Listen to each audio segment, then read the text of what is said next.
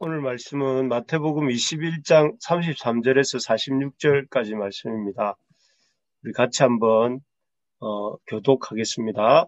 다른 한 비유를 들으라. 한 집 주인이 포도원을 만들어 산 울타리로 두르고 거기에 즙자는 틀을 만들고 땅 망대를 짓고 농부들에게 새로 주고 타국에 갔더니 열매 거둘 때가 가까우매 그 열매를 받으려고 자기 종들을 농부들에게 보내니 농부들이 종들을 잡아 하나는 심히 때리고 하나는 죽이고 하나는 돌로 쳤거늘 다시 다른 종들을 처음보다 많이 보내니 그들에게도 그렇게 하니라.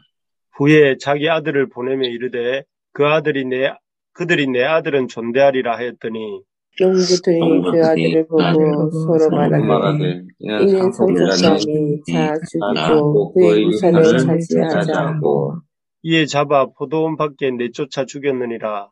그러면 포도원 주인이 올 때에 그 농부들을 어떻게 하겠느냐. 그들이 말하되 그 악한 자들을 진멸하고 포도원은 제때에 열매를 바칠 만한 다른 농부들에게 새로 줄지니이다. 예수께서 이르시되 너희가 성경의 건축자들이 농부들이 모퉁이에 머릿돌이 되었나니 이것은 주로 말미암아 된 것이요 우리 눈에 익히 하였다 하며 읽어본 일이 없느냐. 그러므로 내가 너희에게 이르노니 하나님의 나라를 너희는 빼앗기고 그 나라의 열매 맺는 백성이 받으리라. 이 돌 위에 떨어진 자는 깨지겠고 이 돌이 사람 위에 떨어지면 그를 가루로 만들어 흩은다 하시니 대제사장들과 바리새인들이 예수의 비유를 듣고 자기들을 가리켜 말씀하심인 줄 알고 잡고자 하나 우리를 무서워하니 이는 그들이 예수를 선지자로 알미니라. 아멘. 하나님 나라 백성의 자격 이런 제목을 가지고 오늘 말씀을 잠깐 보겠습니다. 오늘 본문은 방금 읽으신 것처럼 포도원 품꾼들에 대한 이야기입니다.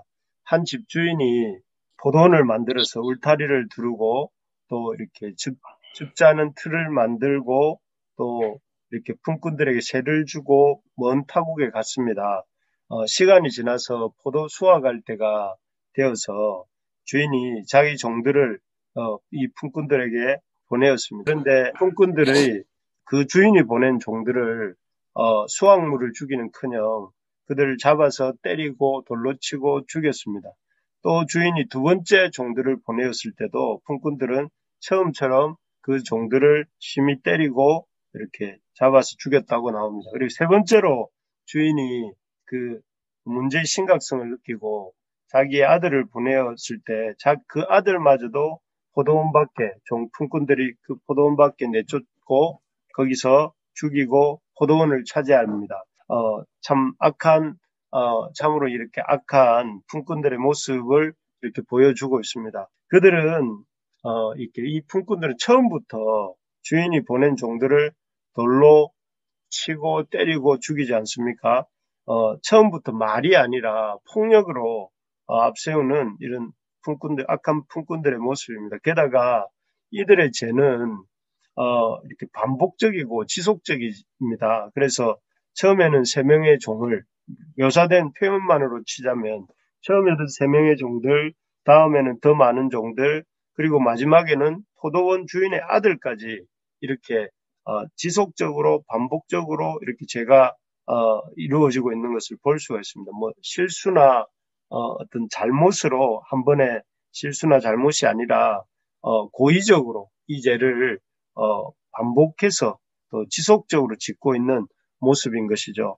특히 마지막에 그 포도원 주인의 아들까지 이렇게 죽이는 모습에서 이들이 이렇게 세를 내지 않는 목적이 그냥 세를 거부하는 정도가 아니라 이 포도원 주인을 몰아내고 자신들이 그 포도원을 차지하려고 하는 그런 악한 마음이 있다 하는 것을 보여주는 대목입니다. 이러한 품꾼들의 어떤 그 악한 모습에 대해서 주인이 어떤 조치를 취하는가 하면 우리 41절인데 한번 읽어보겠습니다. 41절 시작.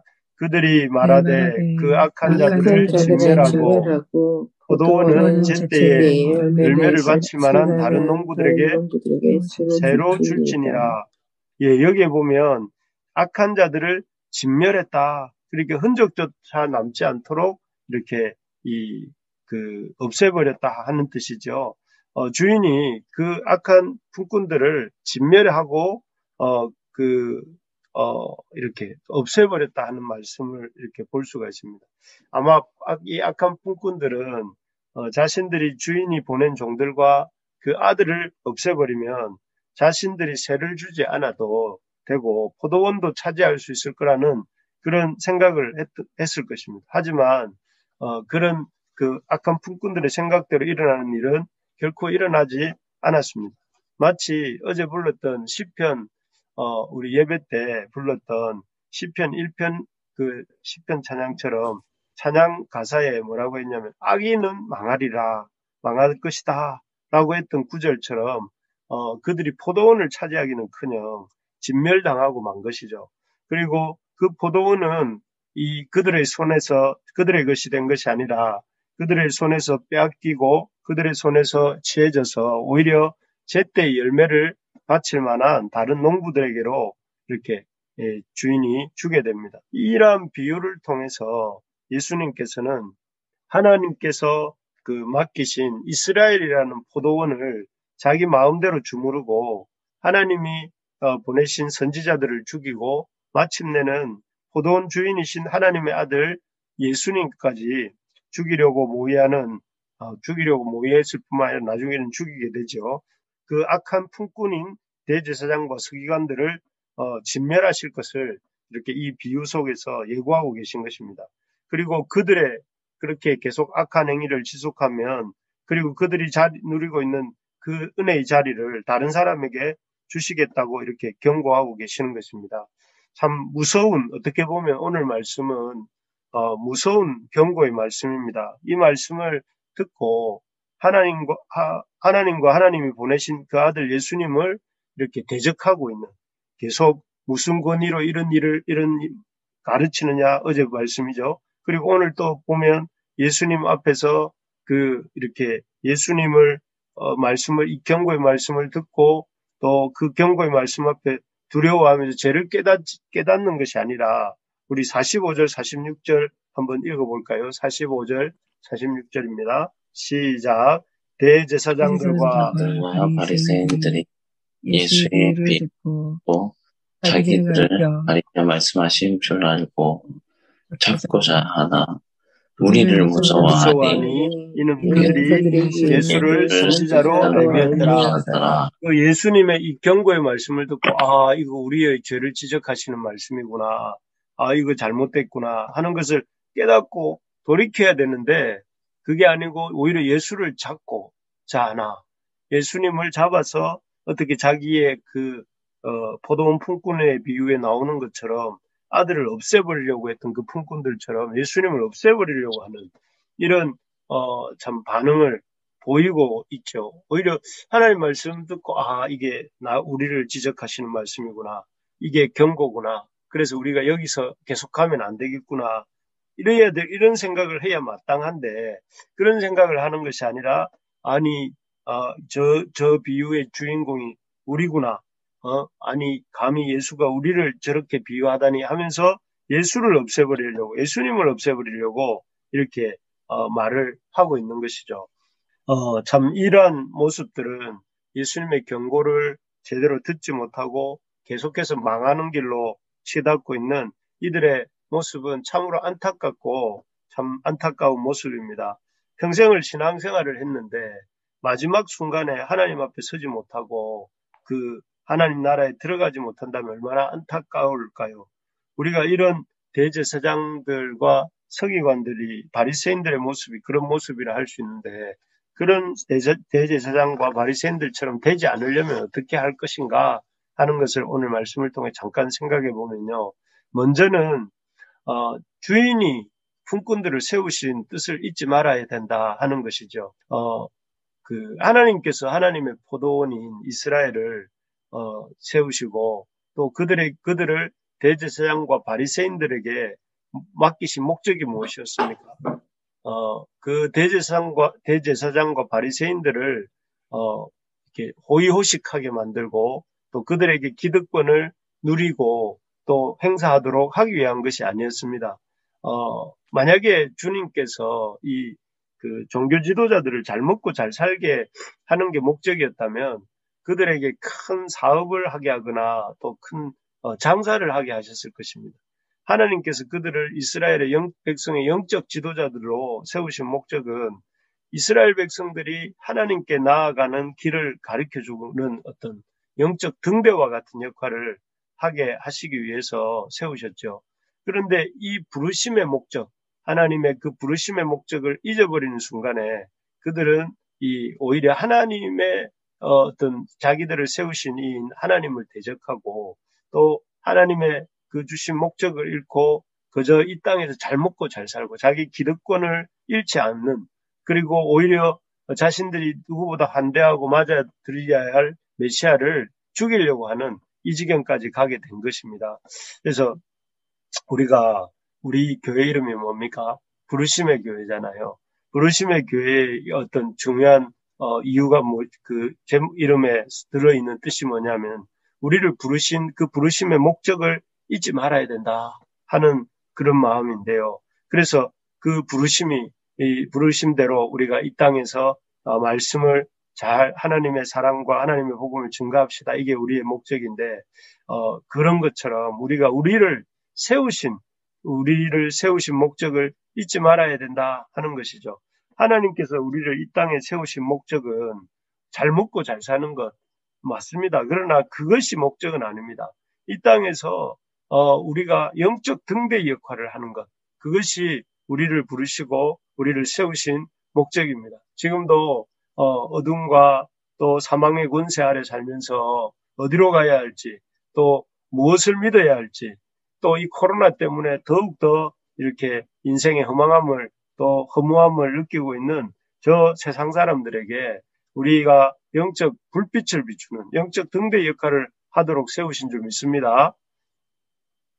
이 사실을 우리가 잘 기억하고 우리 삶이 늘 주님을 향하고 또 사람들을 주님께 나갈 수 있는 영적 그런 빛의 통로의 역할을 하는 우리 모두가 될 수 있기를 주님의 이름으로 간절히 축복합니다. 아멘. 그래서 우리가 할 일들이 무엇이냐면 우리의 삶을 통해서 주님이 높아지도록 우리의 삶을 통해서 사람들이 주님께로 나가도록 하는 일을 우리가 열심히 할 수 있기를 소망합니다. 두 번째로 보면 이 주님이 우리를 세우신 뜻을 잊지 말아야 하는 것이 첫 번째라면 두 번째는 회개의 기회를 주실 때 돌이켜야 된다 하는 것입니다. 대제사장과 장로들도 이렇게 품꾼의 비유에서 나올 때에 몇 번이고 돌이킬 기회가 있었지요. 그래서 처음 종들을 보낼 때 그 다음 종들 또 아들 이렇게 기회가 있었습니다. 그런데 그들은 기회를 잡지 못했어요. 오히려 계속해서 더 완악한 길로 이렇게 나아갔습니다. 결국 이로 인해서 그들은 이렇게 하나님의 축복도 잃어버리고 또 빼앗기게 되죠. 우리 43절을 한번 읽어봅시다. 43절 시작. 그러므로 내가 너희에게 이르노니 하나님의 나라를 너희는 빼앗기고 그 나라에 열매맺는 백성이 받으리라. 참 이 말씀 우리가 두렵고 떨리는 마음으로 들어야 됩니다.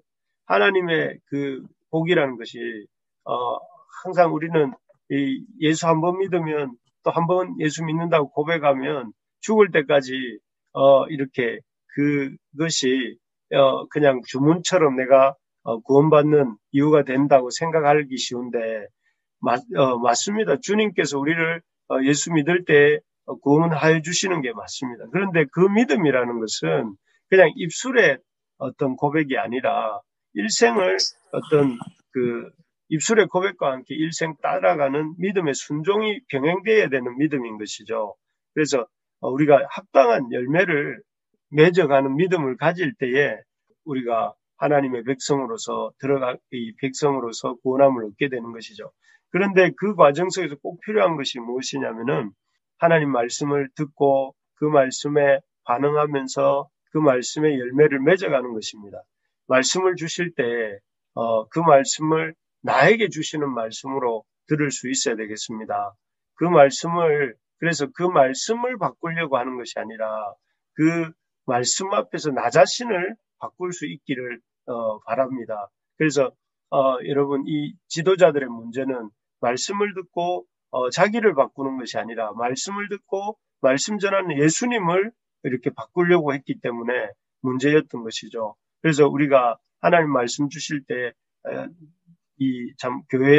교회나 또는 큐티나 예배를 통해서 말씀을 들려주실 때에 그 말씀을 통해서 나를 바꾸려고 이렇게 우리가 애쓰는 우리가 되기를 소망합니다. 그래서 그 말씀 앞에 나 자신을 시정하고 돌이키려고 애를 쓸 때에 그런 것들을 통해서 우리가 하나님 나라의 백성으로서 계속 살아갈 수 있는 것입니다. 여러분, 최근에 여러분 가슴 속에 남아있는 계속해서 여러분들의 마음을 움직이고 또 우리의 삶의 모습들을 조정해가고 있는, 나를 바꾸어가고 있는 그런 말씀들이 있습니까?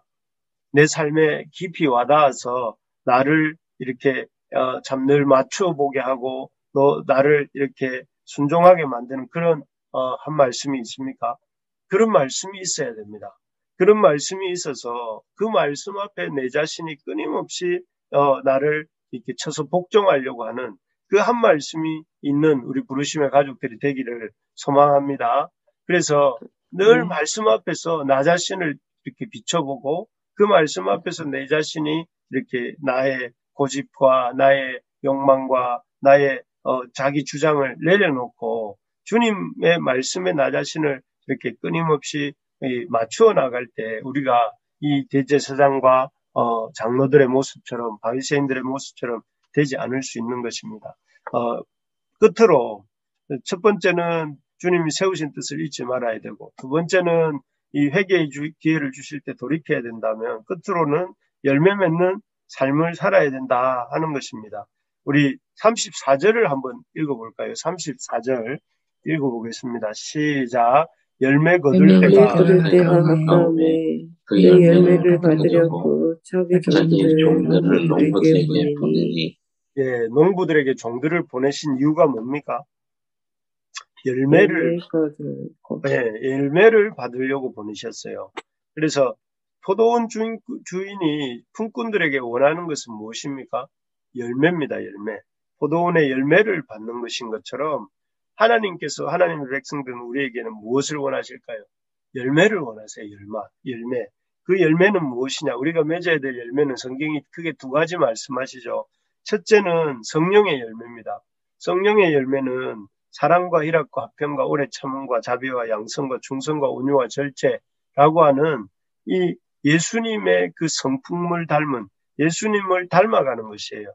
그래서 우리가 매일매일 주님의 인품을 닮아가고자 애를 쓰는 우리가 되어야 됩니다. 그리고 두 번째는 이런 성령의 열매와 함께 영혼의 열매, 생명의 열매를 맺히기를 원하시죠. 그래서 날마다 우리의 삶을 통해서 주님께로 나오는 사람들이 나올 수 있도록 우리의 삶을 통해서 이 사회가 하나님 나라로 이렇게 바꾸어져 가도록 하나님의 통치가 임하는 나라가 되도록 우리가 가정과 일터와 우리가 속해 있는 이 사회 속에서 주님의 백성답게 살아가는 것, 그게 하나님이 원하시는 우리의 열매인 것입니다. 그래서 우리가 이 두 가지 열매를 부지런히 우리 맺어가기를 소망합니다. 그래서 날마다 주님 닮고자 애쓰고 날마다 우리를 통해서 이웃들이 주님께로 나오고 우리를 통해서 우리의 가정과 우리의 참 속해 있는 직장과 우리가 속해 있는 이 사회가 하나님 나라가 이루어질 수 있도록 우리가 늘 하나님의 백성의 가치관을 가지고 살아가는 우리 모두가 될 수 있기를 바랍니다. 말씀을 맺겠습니다. 우리가 하나님 나라의 백성이 되려면 어떻게 해야 됩니까? 우리를 세우신 주님의 뜻을 잊지 말아야 됩니다. 우리를 세우시고 우리를 이 포도원의 품꾼으로 세우신 것을 잊지 말고 내가 주인이 아니라 주님의 세우신 자임을 기억하고 늘 겸손한 마음으로 주인의 뜻을 헤아리는 우리가 되어야 됩니다. 둘째는 회개할 기회를 주실 때 이렇게 고집하지 말고 회개할 수 있어야 되겠습니다. 그러면 우리의 마음속에 우리를 다스리는 것이 하나님 말씀이어야 됩니다. 하나님 말씀 앞에 늘 자신을 깨트려서 반응하는 우리 부르심의 가족들 다 되기를 축복합니다. 마지막으로는 주님을 기쁘시게 하는 열매를 맺어야 됩니다. 생명의 열매, 성령의 열매를 맺어갈 수 있도록 날마다 참 주님 저에게 열매 맺는 인생이 되게 해달라고 우리 스스로 기도하고 또 그 목표를 향해 한 걸음 한 걸음 나아가는 오늘 하루가 될 수 있기를 주님의 이름으로 축복합니다.